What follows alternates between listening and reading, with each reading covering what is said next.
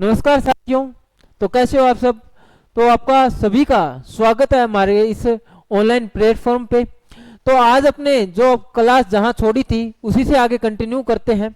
तो चलिए अपने बात करें। अभी अब तक अपनों ने भाषा के बारे में जान लिया। अभी राजभाषा किसे कहा जाता है, राष्ट्रभाषा किसे कहा जाता है, ठीक है। और इसके बाद अपने चलो आगे शुरू करते हैं। तो देखिए भी अगर आपसे प्रश्न पूछा जाए आपके मूल संविधान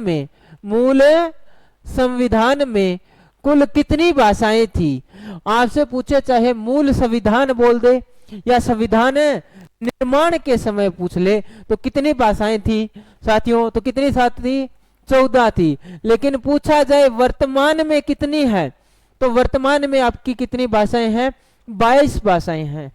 तो अब अगर आपसे पूछा जाए भी मूल संविधान के बाद कुल कितनी नई जोड़ी गई थी, तो कितनी नई जोड़ी गई थी, आपकी 8 भाषाएं जोड़ी गई थी।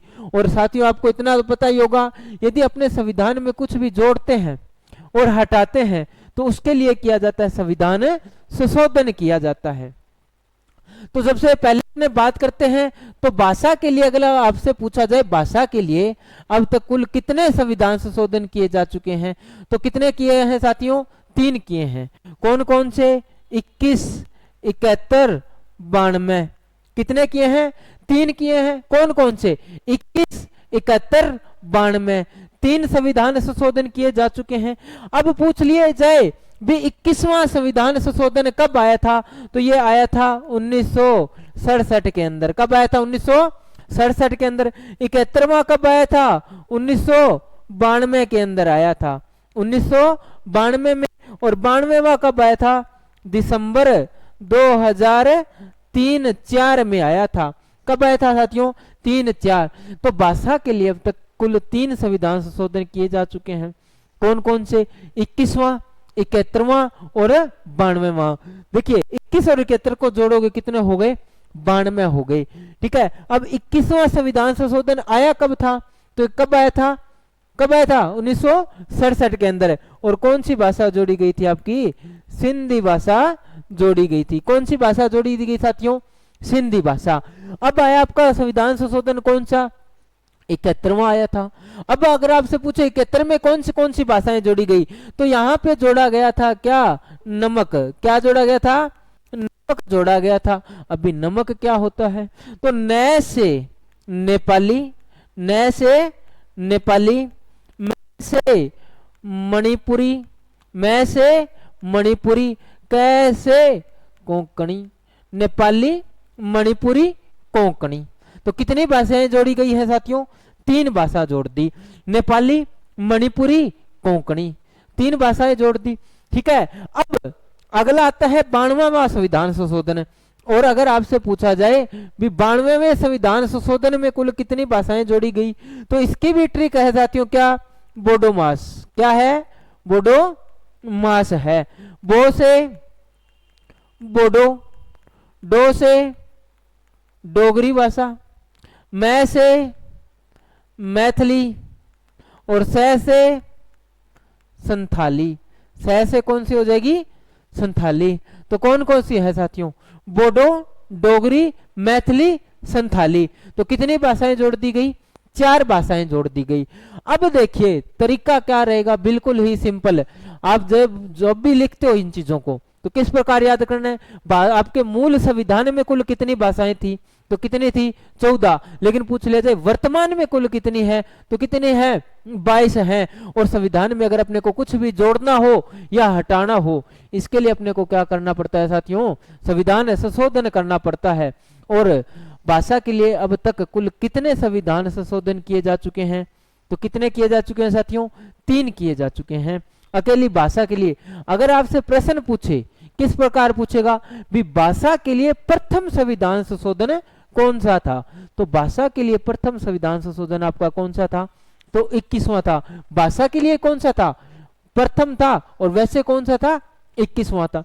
तो 21वां आया कब था, 1967 यानी 1967 में आया। और कौन सी भाषा जोड़ी गई, आपकी सिंधी भाषा।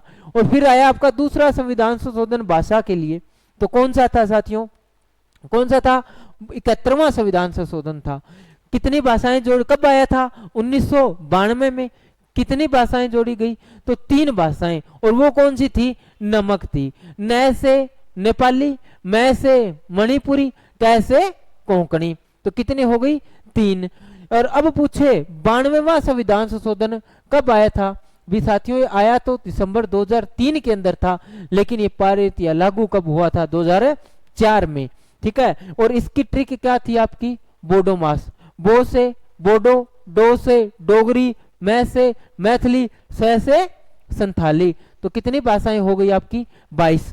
देखिए 14 मूल में थी, 15वीं सिंधी, 16वीं 17वीं 18वीं 19वीं 20वीं 21वीं 22वीं। और अब साथ के साथ साथियों याद रखना, भी पूछ ले आपसे कोई भी वर्तमान में जो आपकी 23वीं की भाषा है उसके रूप में प्रस्तावित कौन सी है? तो वो आपकी अपनी राजस्थानी भाषा है। कौन सी है? राजस्थानी भाषा। ये क्या है? आपकी प्रस्तावित है, ना ही लागू हुई है, केवल क्या है? प्रस्तावित है। आगे बात साथियों, अब एक छोटा सा प्रश्न अगर आपसे और पूछ ले कि सभी भाषाओं का उल्लेख कहाँ मिलता है, किस अनुसूची में मिलता है? तो वो किस अनुसूची में है? 8वीं अनुसूची में है। किस अनुसूची में है साथियों? किस अनुसूची में है? 8वीं अनुसूची के अंदर है। तो चलिए अपने आगे बात करते हैं। भी अब तक अपनों ने भाषा के बारे में जान लिया, मूल संविधान में कितनी थी, राजभाषा के बारे में जान लिया। लेकिन अगर आपसे एक प्रश्न पूछा जाए भी राजभाषा का उल्लेख संविधान के किस भाग में है, किस अनुच्छेद में है? तो इन सभी का उल्लेख अपने को मिलता है किस में? संविधान के भाग 17 अनुच्छेद 343 कै में। कहा मिलेगा? संविधान के भाग 17 अनुच्छेद 343 कै में क्या कहा गया है? संघ की राजभाषा तो आपकी होगी हिंदी, और लिपि कौन सी होगी साथियों? क्या लिपि? लिपि कौन सी होगी? देवनागरी होगी। देवनागरी होगी। लिपि कौन सी होगी? देवनागरी। और यदि आपसे यहीं पे एक प्रश्न पूछा जाए लिपि किसे कहा जाता है, तो किसे कहा जाता है? सांकेतिक अक्षरों को। सांकेतिक अक्षरों को क्या कहा जाता है साथियों? तो लिपि कहा जाता है। यानी जितने भी अपने वर्ण और अक्षर लिखते हैं वो क्या है आपके? क्या है साथियों? तो वो है आपके सांकेतिक अक्षर हैं। ठीक है। सांकेतिक अक्षरों को आपका क्या कहा जाता है? लिपि कहा जाता है। और अगर आपसे पूछा जाए आपकी राजभाषा कौन सी है, तो वो है हिंदी है। लेकिन अगर पूछ लिया जाए राज जो हमारी की हिंदी है, हिंदी की लिपि कौन सी है, तो लिपि कौन सी हो जाएगी? देवनागरी हो जाएगी। कौन सी लिपि हो जाएगी साथियों? देवनागरी। अब अगर पूछ ले देवनागरी लिपि की उत्पत्ति किस लिपि से हुई है, तो ये किस लिपि से हुई है? ब्राह्मी बोल दो, ब्राह्मी बोल दो, या खरोष्टी बोल दो, एक ही बात है। यानी देवनागरी लिपि की उत्पत्ति किस लिपि से हुई है? ब्राह्मी बोल दो, ब्राह्मी बोल दो, या खरोष्टी बोल दो, तीनों क्या है? एक ही बात है। ठीक है। अब बात करें अपने आपकी जो देवनागरी लिपि है, अब इसकी विशेषताएं क्या क्या हैं? तो क्या क्या विशेषता है साथियों? देखिए, तो पहली विशेषता आती है बाएं से दाएं लिखी जाती है। यानी अपने लिखना कहां से प्रारंभ करते हैं? बाएं सिरे से। और किस तरफ लिखते हैं? दाएं की ओर लिखते हैं। तो क्या भाई पहली विशेषता बाएं से दाएं लिखी जाती है। और फिर आता है आपका दूसरा, जैसे बोला जाए, जैसे बोला जाए वैसे ही लिखा जाता है। जैसे बोला जाए वैसे ही लिखा जाएगा। यानी अपने जैसे जैसे बोल रहे हैं उसी प्रकार लिख सकते हैं। लेकिन अन्य भाषाओं की अगर अपने बात करें, जैसे मैं बात करूं अंग्रेजी भाषा की, तो अंग्रेजी भाषा में क्या है? जैसे मैं नॉलेज शब्द बोल रहा हूं, तो बोलने के हिसाब से तो स्पेलिंग अन से प्रारंभ होनी थी, लेकिन स्पेलिंग प्रारंभ कहां से होती है? के से होती है। किससे होती है साथियों? के से। के से। ठीक है। और वैसे अन, जैसे साइकोलॉजी, बोलने के हिसाब से तो अस से प्रारंभ होनी थी, लेकिन हो किस से रही है आपकी? किससे हो रही है, पी से रही है। तो अन्य भाषाओं में तो ऐसा नहीं है, भी जैसे बोला जाए वैसे ही लिखा जाता है।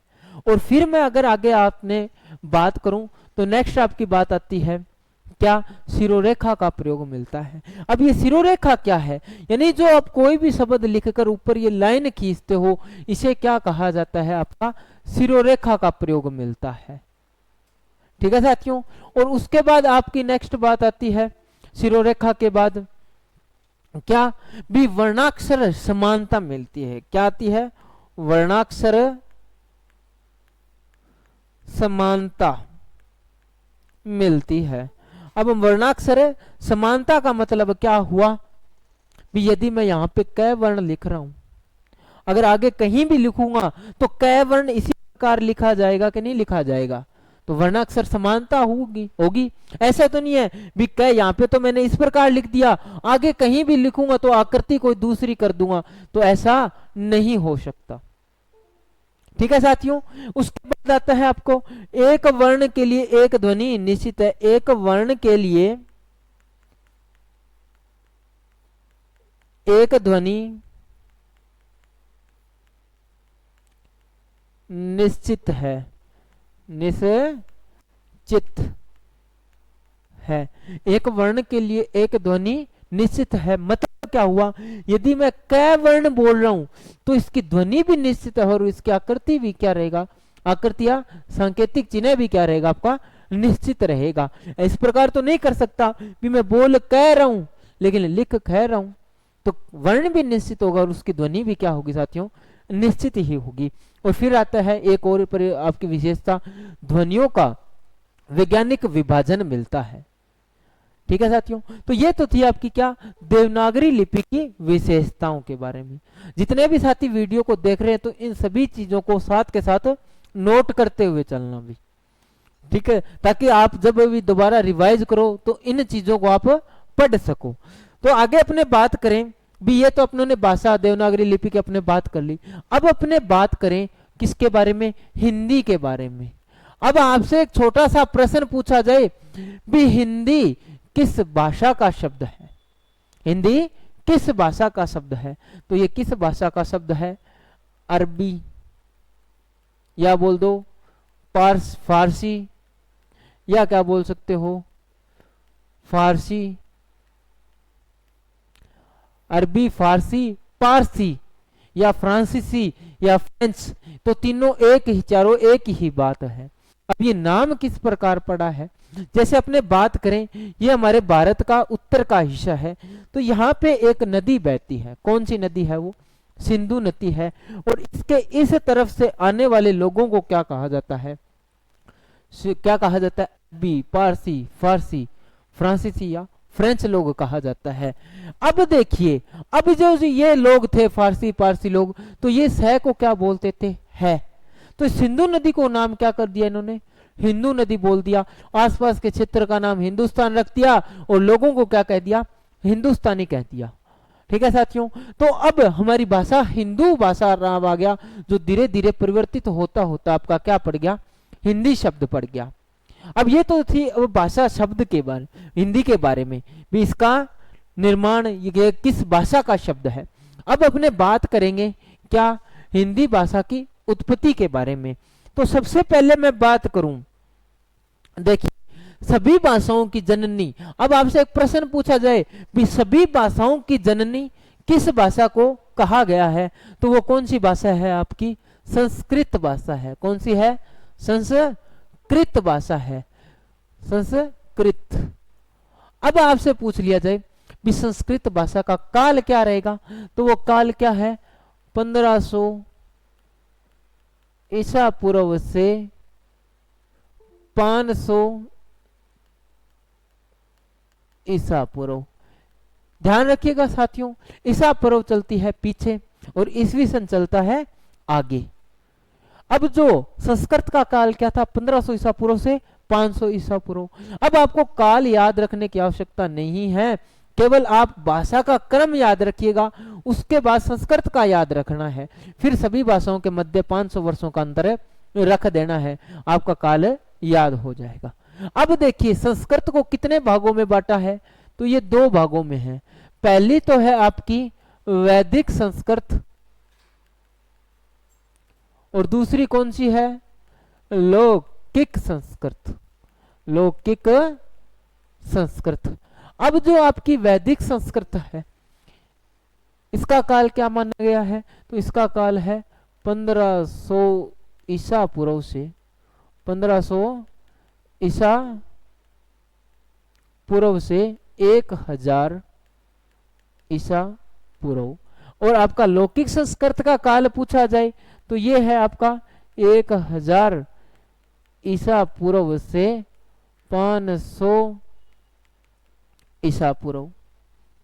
अब आपकी लौकिक वैदिक संस्कृत और लौकिक संस्कृत है। संस्कृत के ही दो भाग हैं, ठीक है। अब संस्कृत के बाद आती है आपकी भाषा कौन सी? पाली भाषा आती है। साथियों एक ध्यान रखना, यदि आपसे संस्कृत का काल पूछा जाए तो क्या होगा? 1500 ईसा पूर्व से 500 ईसा पूर्व। और यदि आपसे पूछा जाए लौकिक संस्कृत का काल क्या है तो वो याद रखना 1000 ईसा पूर्व से 500 ईसा पूर्व रहेगा। या आपसे वैदिक संस्कृत का पूछ लिया जाए। अब आपकी भाषा आती है नेक्स्ट क्या? पाली। अब पाली भाषा का काल पूछा जाए तो क्या होगा? 500 ईसा पूर्व से 1 ईस्वी। 0 ईस्वी आपका शुद्ध होता है। यहां से आपका क्या प्रारंभ हो गया? ईस्वी सन प्रारंभ हो गया। तो अब देखिए भी सभी भाषाओं के मध्य कितने वर्षों का अंतर आ रहा है? 500 वर्षों का तैयार है। तो काल याद रखने की आवश्यकता नहीं है, केवल क्रम याद रखिएगा। और आपकी जो पाली भाषा है, अगर पूछा जाए पाली भाषा में कौन से ग्रंथ लिखे गए हैं तो जितने भी आपके बौद्ध ग्रंथ हैं, कौन से ग्रंथ हैं? बौद्ध ग्रंथ। किस भाषा में है साथियों? तो पाली भाषा के अंदर है। और अब देखिए पाली भाषा के बाद में भाषा कौन सी आई है? प्राकृत भाषा आई है। कौन सी भाषा आई है? प्राकृत भाषा आई है। काल क्या है? 1 ईस्वी से 500 ईस्वी। अब प्राकृत भाषा में कौन से ग्रंथ हैं? तो ये जितने भी जैन ग्रंथ हैं किस भाषा में हैं? प्राकृत भाषा में हैं। और प्राकृत के बाद भाषा आई है आपकी कौन सी? अपभ्रंश। अपभ्रंश। और काल क्या हो जाएगा? 500 ईस्वी से 1000 ईस्वी। ये काल किसका रहेगा? आपका अपभ्रंश का रहेगा। और अपभ्रंश भाषा के बाद में भाषा आई है आपकी सौरसेनी भाषा आई है। सौरसेनी भाषा। अब इसका काल क्या पूछ है? तो इसका काल निश्चित नहीं है। और इसके बाद आई है भाषा आपकी कौन सी? हिंदी भाषा आई है। और हिंदी भाषा का काल क्या है? 1000 ईस्वी से वर्तमान। तो ये तो आपको भाषाओं का काल है। और यदि आपसे पूछा जाए हिंदी भाषा का मानक समय तो मानक समय क्या होगा? इसका 1100 ईस्वी होगा। कितना होगा साथियों? 1100 ईस्वी। काल पूछा जाए तो 1000 ईस्वी से वर्तमान। और यदि आप वहां पे देखना प्रश्न आपको क्या मिले कि हिंदी भाषा का मानक समय क्या होगा तो हिंदी भाषा का मानक समय आपका क्या होगा? 1100 ईस्वी होगा। अब जो मैंने ये दो बातें यहाँ पे लिखी है क्या? भी पाली भाषा में कौन से ग्रंथ लिखे गए हैं? बौद्ध ग्रंथ। अब भी बौद्ध ग्रंथ पाली भाषा में क्यों लिखे? ये तो संस्कृत में भी तो लिख सकते थे। चलो बौद्ध ग्रंथ प्राकृत में तो नहीं लिख सकते क्योंकि तब तक वो आई नहीं थी। लेकिन एक प्रश्न उठता है भी पाली भाषा में ही क्यों लिखे गए? तो इसका भी साथियों कारण है। यदि वर्तमान में कोई अपने ग्रंथों की रचना करेगा तो वो किस भाषा में करेगा? या अपने ग्रंथ या अपनी कोई भी पुस्तक लिखता है वो किस भाषा में करेगा? हिंदी में करेगा। कारण क्यों है? क्या है? क्यों कारण है भी हिंदी में क्यों करेगा? तो भी वर्तमान में कोई व्यक्ति अपने उपदेश लिखता है, कुछ भी अपनी बातें बताना चाहता है तो वो ज्यादा से ज्यादा लोगों तक अपनी पहुंचाना चाहता है। और वो अगर मान के चलिए वर्तमान में कोई व्यक्ति अंग्रेजी भाषा में अपने कोई भी उपदेश लिखकर अगर गांव में बंटवा दे तो क्या आपको लगता है वो समझ पाएगा? नहीं समझ पाएगा। तो इसी के कारण कभी वर्तमान भाषा चल रही है ग्रंथों या उपदेश उसी भाषा में दिए जाएंगे। वर्तमान में जैसे कोई भी देगा तो हिंदी में देगा। लेकिन जब पाली भाषा थी तो उस समय आपका धर्म कौन सा आया था? बौद्ध धर्म। तो इसलिए जितने भी उसके उपदेश हैं और जितने भी ग्रंथों की रचना हुई है किस भाषा में हुई है? बौद्ध ग्रंथों की हुई, जो पाली भाषा के अंदर हुई है, और उसी प्रकार प्राकृत भाषा है। तो साथियों ये आपका पहला ही टॉपिक था, भाषा, जो आपका समाप्त होता है। अब अपने कल बात करेंगे व्याकरण के बारे में, भी व्याकरण क्या है, शब्द का निर्माण किस प्रकार हुआ है, और फिर अपने वर्ण विचार वगैरह के बारे में पढ़ेंगे। तो ये सबसे महत्वपूर्ण एक टॉपिक था आपका। आशा करता हूं भी सभी को समझ में आया होगा। यदि आपको हमारी वीडियो अच्छी लग रही है तो प्लीज लाइक करें, शेयर करें और सब्सक्राइब करें। तो साथियों जय हिंद, जय भारत, मिलते हैं नेक्स्ट वीडियो में। अब यहाँ पे आज आपका पहला टॉपिक हो चुका है, तो अब मैं अगली नेक्स्ट क्लास के अंदर आपके लिए भाषा टॉपिक के ही एमसीक्यू लेके आऊंगा। यानी टॉपिक हो गया, टॉपिक होते ही हम अपने इसमें क्या करेंगे, प्रश्न हल करेंगे, ताकि हमारा इस टॉपिक में कोई भी डाउट ना रहे। तो चलिए ठीक है साथियों, जय हिंद, जय भारत।